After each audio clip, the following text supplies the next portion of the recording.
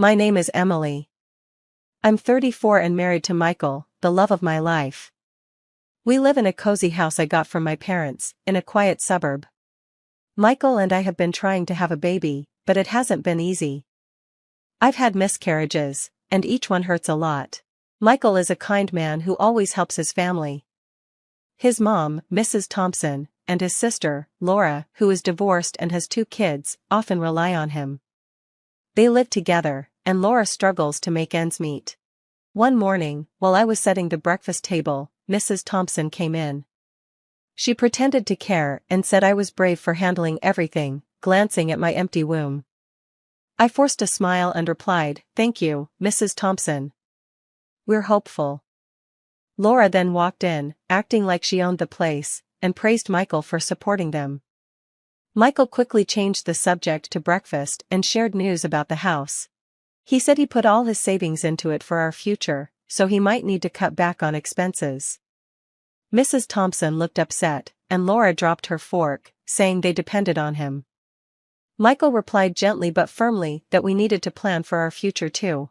After breakfast, as Michael left for work, Mrs. Thompson pulled me aside. She whispered that if I couldn't give Michael a child, he might rethink our relationship.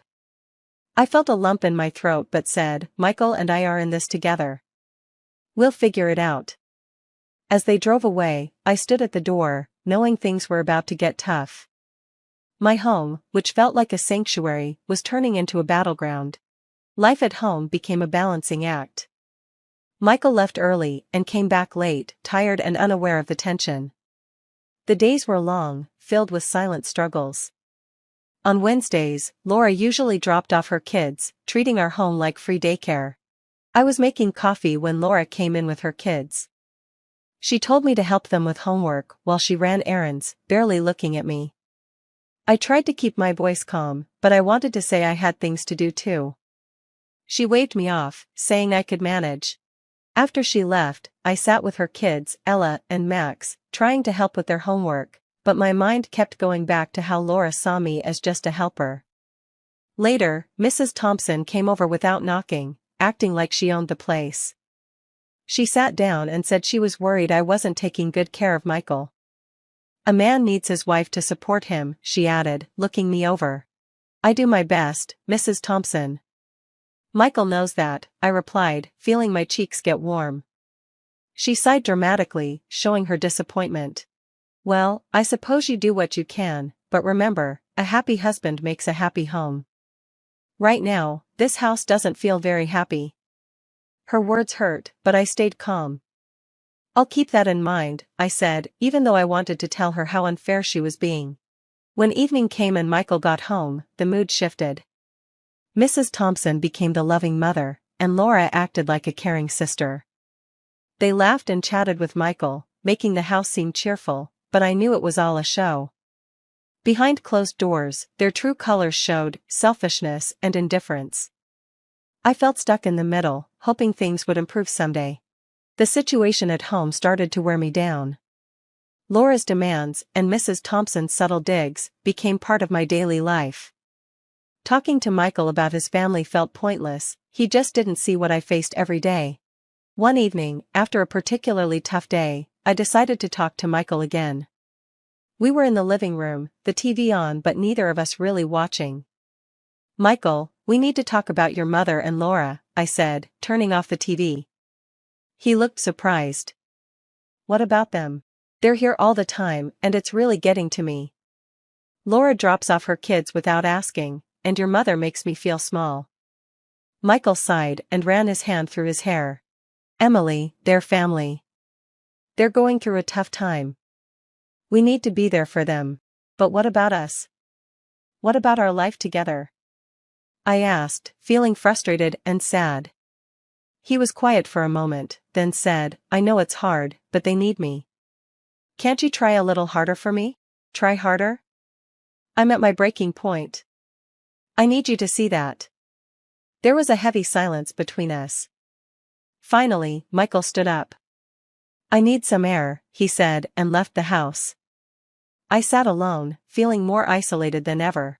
The man I loved, who I thought would be my partner, seemed lost in his duty to a family that didn't respect me or our marriage. The next day, things got worse. Laura came over unannounced, as usual, but this time she brought boxes of her things. "What's all this?" I asked, confused, as she started to fill the living room. "I'm moving in for a while. Mom's house is too cramped with the kids," she said, acting like it was normal. "Moving in here?" I couldn't hide my shock. "Just for a bit." "You don't mind, do you?" "After all, we're family," she smiled, but it didn't reach her eyes. I stood there, watching my home, my sanctuary, slowly being taken over. It felt like an invasion. I felt a deep sense of loss, not just for the peace of my home, but for the understanding and support I desperately needed from Michael. That night, lying in bed, I realized something had to change. I couldn't keep living like this, constantly feeling pushed to the edge in my own home. I had reached my breaking point, and it was time to make some tough decisions for my sanity and my marriage. Laura moving into our house felt like an invasion. Every morning was chaotic, with her kids running around and her taking over the kitchen. Mrs. Thompson visited more often, adding to the tension. One morning, I found Laura lounging on the couch, flipping through a magazine while her kids made a mess in the living room. I had just taken my first sip of coffee. "Laura, could you please watch Ella and Max? They're making quite a mess," I said, trying to keep my tone light. She glanced up, unfazed. "Oh, they're just kids, Emily. Let them be. You're too uptight." I felt a surge of frustration. "It's not about being uptight. This is still my house, and I'd like to keep it somewhat orderly." Laura rolled her eyes and went back to her magazine. "Fine, I'll handle it, but you could be a little more accommodating, you know." Her words stung, and I left the room feeling angry and helpless. Later that day, Mrs. Thompson arrived without knocking, as usual, and immediately started criticizing me. "Emily, dear, this place is a mess." "What have you been doing all day?" she asked, looking around with disdain. "I've been trying to work from home, Mrs. Thompson." "It's not easy with the kids around," I replied, my patience wearing thin. She sighed and shook her head. "A good wife would manage better. You should take lessons from Laura. She knows how to handle a household." I bit my lip, holding back the retort I wanted to say. Arguing with her felt pointless. That evening, when Michael came home, the house buzzed with his mother's and sister's laughter. They transformed into a picture-perfect family in his presence. I watched from the kitchen, feeling like an outsider in my own home. When Michael came in for a drink, I couldn't hold it in any longer. "Michael, this can't go on. Your sister and your mother are taking over our home." "I feel like I'm living in a stranger's house," I said, my voice trembling with emotion. He looked surprised and then concerned. "Emily, I had no idea it was this bad." "I'm sorry. I'll talk to them." His words offered a glimmer of hope, but deep down, I wondered if anything would really change. The invasion of my space had taken its toll, and I wasn't sure how much more I could take. The house that once felt like a haven now felt like a battleground, and I was losing ground every day. Then, the day unraveled into a nightmare. Laura and Mrs. Thompson burst in, their faces twisted with a glee that sent chills down my spine. "Emily, pack your things. You need to leave now," Laura announced, barely able to contain her excitement. Stunned, I stammered, "What? Why should I leave my own house?" Mrs. Thompson smiled in a way that made my blood run cold. "Oh dear, didn't you hear? A policeman just called. Michael was hit by a car near his work. He's dead. And now, everything here is ours." My world stopped. "Dead? Michael can't be." I couldn't finish the sentence, my words dissolving into a sob. "That's right, and since you have no children, this house reverts to his family, us. So you need to leave," Laura added, her eyes scanning the room as if calculating its worth. I felt numb, my heart aching in a way I couldn't describe. "But this house is mine. I inherited it," Mrs. Thompson snorted. "That doesn't matter now. Michael's gone, and we're his family. We'll be taking over." They started walking around the house, looking at everything and discussing how much they could sell it for. Their callousness in the face of my tragedy felt surreal, like a twisted play. "But the police called you?" I whispered, clinging to the hope that this was all a mistake. "Yes, dear. They identified him by his broken cell phone," Mrs. Thompson said casually, examining a vase as if deciding its fate. I sank into a chair, my mind racing to grasp the reality of Michael's death and the vultures circling around me. The home we had shared, filled with love and dreams, had turned into a cold battleground. As they continued their morbid appraisal, something inside me broke. I was supposed to be mourning my husband, not defending my home against these scavengers. But a small, defiant part of me began to rise. Michael wouldn't have wanted this. He wouldn't want me cast out by his own family, especially not from a home that was rightfully mine. I knew I had to fight for him, for myself, and for the life we had built together. As Laura and Mrs. Thompson continued their grim assessment, a sudden noise at the door made us all freeze. The door opened, and to my disbelief, Michael walked in, alive and unharmed. "Michael!" I cried, rushing to him. "What's going on here?" he asked, his eyes moving from my tear-streaked face to the shocked faces of his mother and sister. "Michael, they told me you were dead." I sobbed, clinging to him. Mrs. Thompson recovered first. "The police called. They said someone was hit by a car, and they found your broken phone." Michael's expression hardened. "My phone was stolen near my office this morning. I reported it but didn't expect this." Laura stammered, we just assumed." "You assumed I was dead and decided to throw my wife out of her own house?"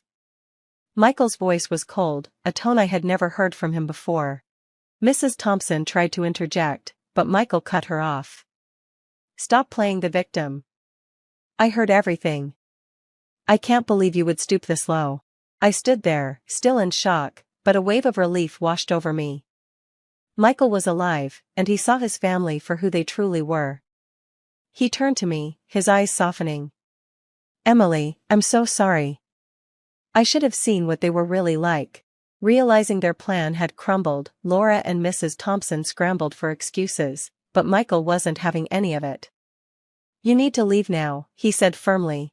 "But Michael, this is our family home," Laura protested weakly. "It's Emily's home," Michael corrected her, "and you have no right to be here after what you've done." As they gathered their things, I looked at Michael. He seemed stronger and more resolute. The unveiling of his family's true nature had changed something in him and in us. After they left, the house fell silent, but it was a comforting silence. Michael and I sat together, a million words unspoken between us. We had a lot to talk about and heal from, but in that moment, I felt a sense of hope. I knew we would face this together.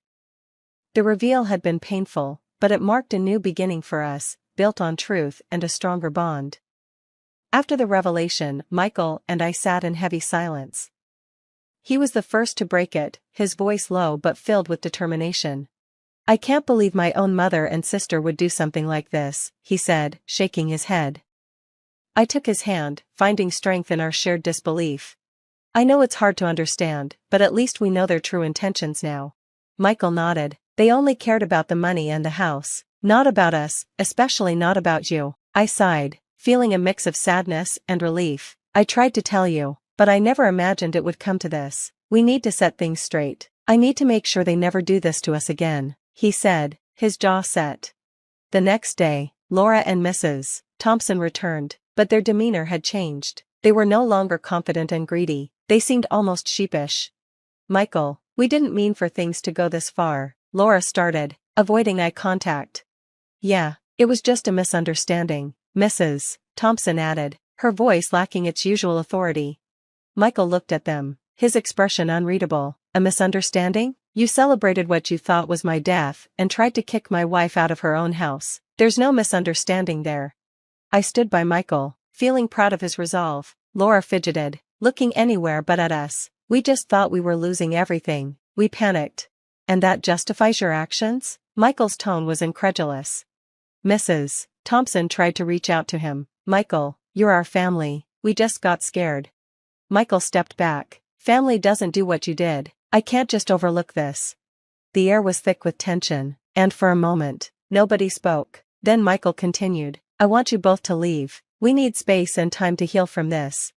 Laura and Mrs. Thompson exchanged glances, realizing the gravity of the situation. Without another word, they left, their heads bowed. Once they were gone, Michael turned to me. I'm sorry, Emily, for everything. I should have listened to you. I hugged him, feeling a weight lift off my shoulders. It's okay, Michael, we'll get through this together. That evening, as we sat in our living room, the house felt like ours again. The intentions of Laura and Mrs. Thompson had been exposed, and in facing that ugly truth, Michael and I had found a new sense of unity. We were ready to move forward, leaving the pain and deceit behind us. A few days later, life seemed to return to some normalcy, until Mrs. Thompson and Laura showed up again, acting as if nothing had happened. They barged into the living room where Michael and I were sipping our morning coffee. Michael, we've been thinking, we still need your financial support, for the kids and the house, Mrs. Thompson stated, her tone demanding. Yes, Laura chimed in. Michael, you can't just abandon your nephews, they need your help. I looked at Michael, sensing his growing frustration. He set down his cup calmly, though anger simmered beneath. Mom, after everything that's happened, you still expect me to support you financially? His voice was steady but firm. Yes, it's your duty as a son and a brother, Mrs. Thompson insisted, her eyes hard. Michael stood up, his resolve clear. No, Mom, I've made my decision. I'm not going to continue supporting you like before. I have my own family to think about. Laura's face flushed with anger. But you have nephews, Michael, they need money. Michael looked at her and then at me. I will support my nephews, but in a much more limited way. Emily and I have plans, we're going to adopt a child. I gasped, joy washing over me. Adoption, the idea filled me with unexpected happiness. Mrs. Thompson and Laura exchanged furious looks. You're choosing strangers over your own blood, Laura spat. It's not about that, Laura, it's about building the family I choose, Michael replied, his gaze unwavering. With no more words, Mrs. Thompson and Laura stormed out, leaving tension in the air. Once they were gone, Michael turned to me, his expression softening. Emily, adopting a child is just the beginning. I believe we will have our own children one day too. His hopeful words brought tears to my eyes. Michael, that's the most wonderful thing I could hear. A family, our family, however it comes to us.